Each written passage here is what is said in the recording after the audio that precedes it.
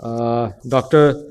Sanjay Kumar, an ex-regulator from the Secretariat of CIB and RC. He has been very instrumental in Bioefficacy, and now he runs his own consultancy and also is a consultant to the Indian Institute of Pesticide Formulation Technology, if I'm not wrong. So over to you, Dr. Sanjay, please. Good morning, everybody. Myself, Dr. Sanjay Kumar. I worked in directed plant protection for 34 years. And after taking voluntary retirement, I started working as a consultant. And now I am also working as a consultant with Institute of Pesticide Formulation Technology, and to guide how the experiments to be conducted on bioefficacy evaluation. So now I am talking about the bioefficacy strategy requirement for chemical pesticides, biopesticides, and biostimulants. Because more or less the bioefficacy strategies are similar, except few parameters are different. Under the Insecticides Act, it is framed to regulate the import, manufacture, sale, transport with a view to prevent the risk to human beings or animals. Now in this, the term insecticide, it is coined during 68 when most of the pesticides were only insecticides. There were no fungicides, herbicides like that. Later, it get incorporated, means any substance specified in the schedule. Whatever in the schedule, it is covered under the Insecticide Act. And the other substances, including fungicides and weedicides, they have also been covered under the term insecticide. And the preparation of the containing of many more substances, like the combination products. Now, there is a misinterpretation of the schedule. So, like these insecticides, now the number of pesticides are there, like insecticides, acaricides, nematicides. All are covered under the term insecticide under the Act, and commonly they are called the pesticides. Now, there is a misconception about a substance which is not included in the schedule as on date.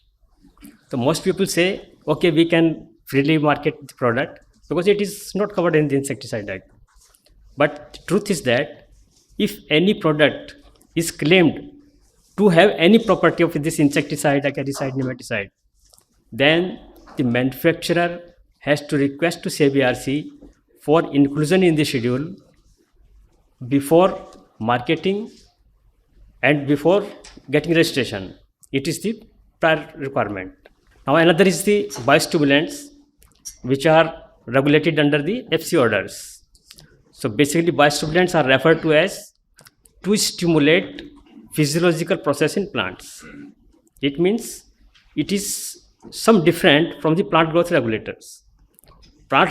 In plant growth regulators, they enhance or retard the growth of the plant. But here, this function is not there. Only they are stimulating the physiological process through the uptake of the nutrients from the soil or from the plant itself. Now the biostimulants now covers the botanical extract, protein, vitamin, like that.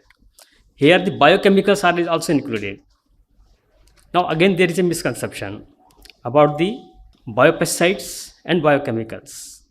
In biopesticides, the biopesticide products contain the living microbes like bacteria, fungi, and viruses. Whereas in biochemicals, they contain fermentation products of microbials, like in the abamectin, amamectin, spinosad, and they are covered under the Insecticide Act. Whereas biochemicals are also appearing in the FCO. And they mentioned synthesized or produced by the metabolism of the living organisms. So just slight variation, how the biochemical will fall under the Insecticide Act, or they will fall under the FC order under the biostimulants. Now the bioefficacy data requirement for chemical pesticides as per CBSC guidelines, the bioefficacy phytosity to season 3 location, natural enemies, it is required for insecticides only. Effect on soil beneficial microorganisms for seed treatment and soil applied pesticides. Now it is essential. Earlier it was not mentioned, but now it is mandatory to submit the soil beneficial microorganism data on seed treatment and soil applied pesticides, whether it is herbicide or whether it is insecticide. Effect on seed germination. For seed germination, only it is required for the seed treatment. But it is my opinion that better get for pre-emergent herbicides also, because they may also check on the germination of the crop. Soil physiochemical for herbicides. Now calculation of benefit cost ratio. Earlier it was required only for combination products to say that how they are cost benefit when we are multiplying, when we are using the two pesticides. Now in the guidelines approved in 449th RC, they have mentioned it's for all products, whether it's a single or whether it's a combination products. After succeeding crop, it is on 3 crops for herbicides. Now there is another requirement, addition to seed test. Under chemistry, it is mentioned that it is required for insecticide.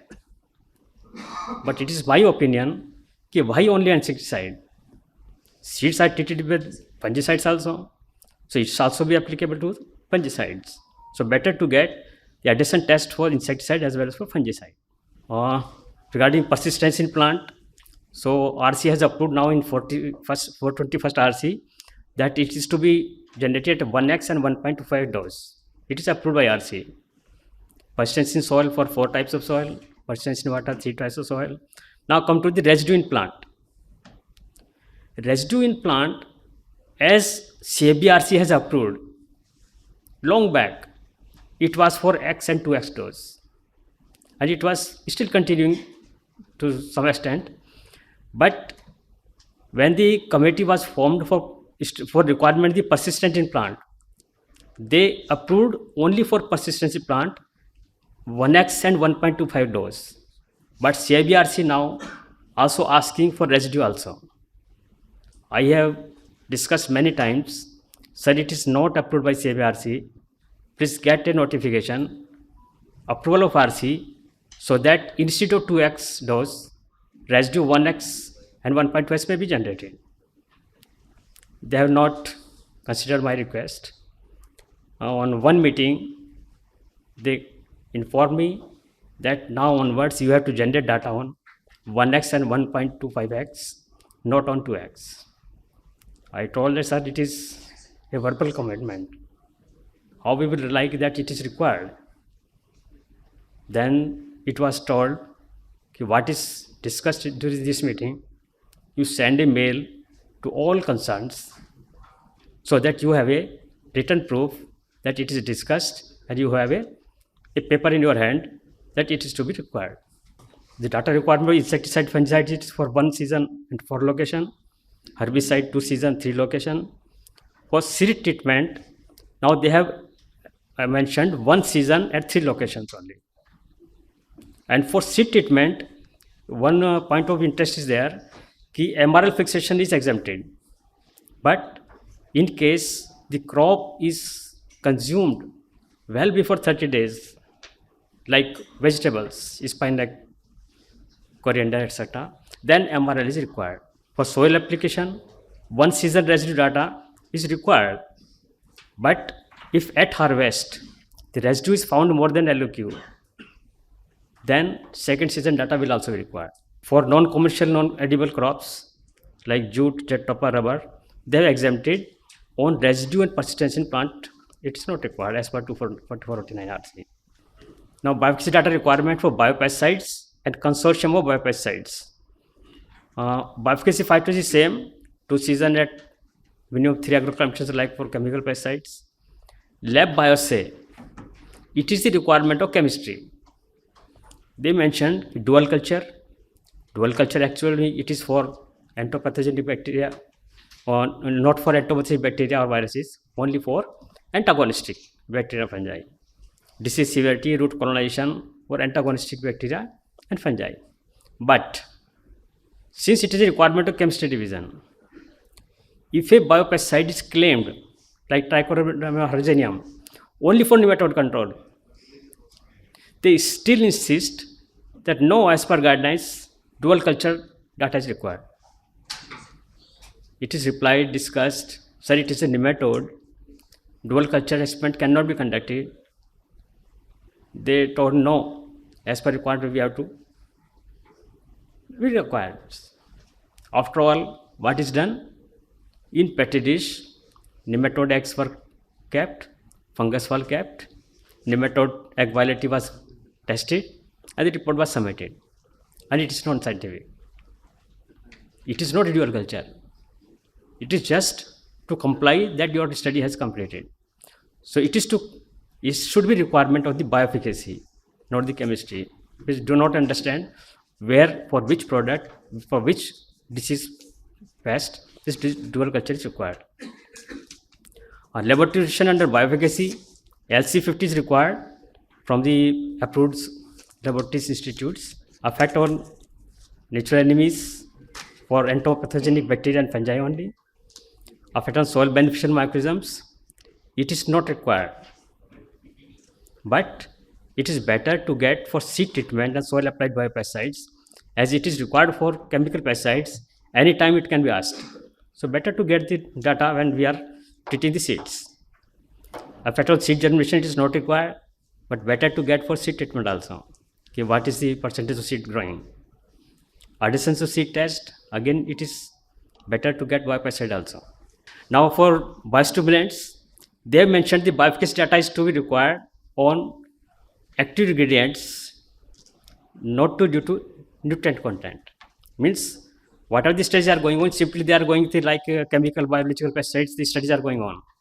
But it is clearly mentioned in the draft guidelines that the efficacy of biostimulants should be due to other active ingredients, not due to its nutrient content. Therefore, the agronomic efficacy trials, appropriate treatments, comparison of biostimulants with the equivalent concentration of micronutrients present in the final product should be included to prove that the beneficial effect is independent of its nutrient content. Suppose we have taken some plant product, the nutrient contents are also have come. So it is to take into consideration that when we are generating the bioefficacy data, this concept is to be kept in protocol so that it can be fulfilled. No fortification is required. Yes. One is the when we report the data. So for reporting data, for when the population is there, sucking pest, borer pest like that, so population data is required. Or for fruit or pod infestation percent, this data is also required for pod damage and fruit infestation. Percent square balls local damage in case of cotton, it is required. Percent dead heads in case of maize crop, sugarcane, wheat, for the stem borer, top borer, like that is required. Percent leaf damage in case of leaf folder, like that is data required. Disease, weeds for density and dry wet is data required. It is also mentioned in the bioefficacy guidelines that there should be more than 70% reduction is required. So it means if suppose at last observation the percent reduction is coming to be 60% or 65%, it will not be considered. So it is advised better to get one more observation. So naturally it may be go to the beyond 70%. If it is no so, then apply one more spray. Then you will qualify your bioefficacy trials. Otherwise, it will not be accepted because the percent reduction is coming to the level 70%. So it is my advice. Reporting parameters. Thank you. The websites are available on the website. You can see it. Right? Thank you. Thank you, Doc. I would have loved to hear you more, but I believe we're pressing on time. One thing more. Yeah, okay. As I told that regarding the residue study X and 1.25X, I have discussed with and what mail I sent to them, please see.